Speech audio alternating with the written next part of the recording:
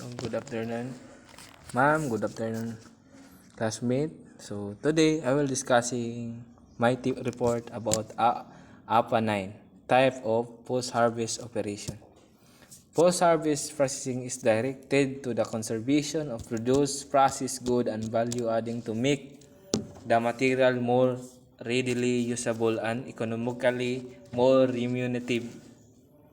Post-harvest processing is aims to preserve, produce, process goods and enhance value and profitable. So, kailangan ng operation profitably. So, next. There are the type of post-harvest processing. There are two types. The post-harvest system encompasses a sequence of activities and operation that can be divided into two groups.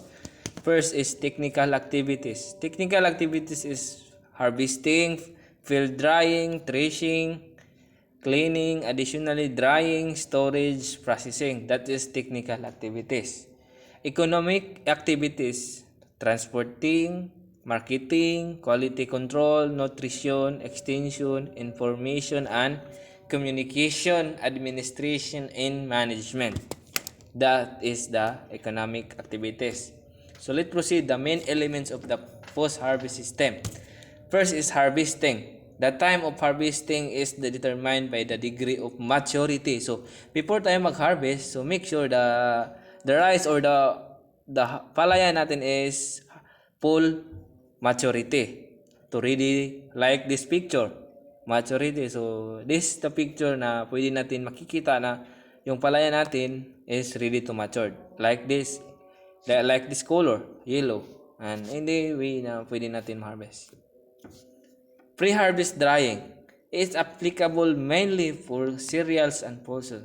So ito yung pagkatapos na harvest, yung iba-ibang klase na pre-harvest drying. To hindi pa ito totally dry. Ito yung sineseparate pa yung mga hindi pa ready to full drying. Ito is pre-harvest drying. Ito, dinadry pa niya tapos tulad nitong nung tinatapon ng isang tao, ng lalaki na may na lumilipad sa gilid, yung nasiparate. So, yan ang purpose niya. To separate the non-usable. So, sinaseparate yung good tsaka yung bad. Yun is pre-harvest drying. Transport.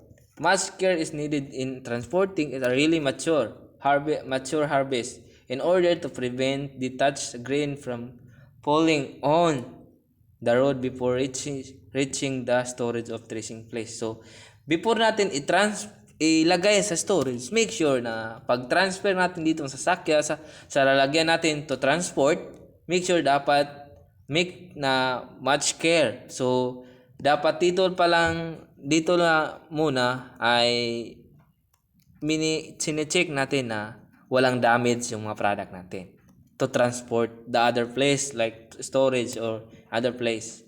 So that is transport. Post-harvest drying. Ito yung sinasabi ko, post-harvest drying. The length of time needed for full drying of ears and grains to depend considerable on weather and atmospheric condition. So, ito yung sinasabi ko. Before natin yung i-process yung palay before na pre-harvest drying, so, sinaseparate na yung mga good and bad. So, ito na yon. Dapat, before din ma-proceed sa next way, dapat ang post-harvest dry lahat. Dry sa air and saka dry sa grain. So, full drying of ears and grains. So, ito makikita natin kasi pag hindi na ito ma-full dry, may posibilidad yung rice na ma-process siya is mabali-bali yung hindi maganda tingnan, tapos hindi siya productivity pag may damage sa pag-processing to process the grain, to makikita yung makukuha tong mga balat nito. At tapos masisira to pag ilagay directly sa storage kasi hindi nakukuha yung mogs, kasi mag-mogs yung rice. So before that is to post-harvest drying, to full drying. Threshing. Threshing, if a harvest is threshed before it is dry enough, this operation will most probably be incomplete. So, pag mag-harvest din tayo, so need natin i-process do threshing para masiparate yung mga ganito niya. Kasi pag yung mga palay na green, masiparate yung rice niya, yung mga palay, tsaka masiparate sa pulse, yung mga green leaves, masiparate siya sa yung tulad nitong night, merong tumatalon. So makikita natin kadalasan ito sa palayan ng sinauna before sa pangalawang way sa mga farmer is threshing. Storage facilities, hygiene, and monitoring must all be indicate for effective long-term storage. So, pag may storage tayo, hindi lang natin lagay ng lagay dyan. Dapat i-monitor natin kung wala bang ma-damage. Kasi pag masayang lang yung mga ini-imbak natin dun sa storage kung may mga damage siya, may nabasa or anyway na pwedeng masira. Dapat kung mag-storage tayo ng mga product natin, make sure na good and effective, more effective siya for long-term storage. So, make sure the storage is good and effective. That's storage. Processing, excessive hauling or threshing can also result in a green loss, particularly in the case of rice. Hauling, which can suffer cracks and lesion. So hauling, ito yung mga tulad nito. So dati, first na pag-harvest, may iba-ibang klase. Hindi yan pag-harvest diretso sa market. No, pinaprocess ito para productivity naman to siya. Mas magandang tignan at mas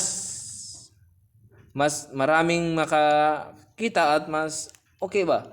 Hindi yung galing mo sa harvest, binta mo agad. No. Ito ay pinaprocess. So, processing. Tulad, separate nito nila for export to ready to export in other country. So, you need processing like this.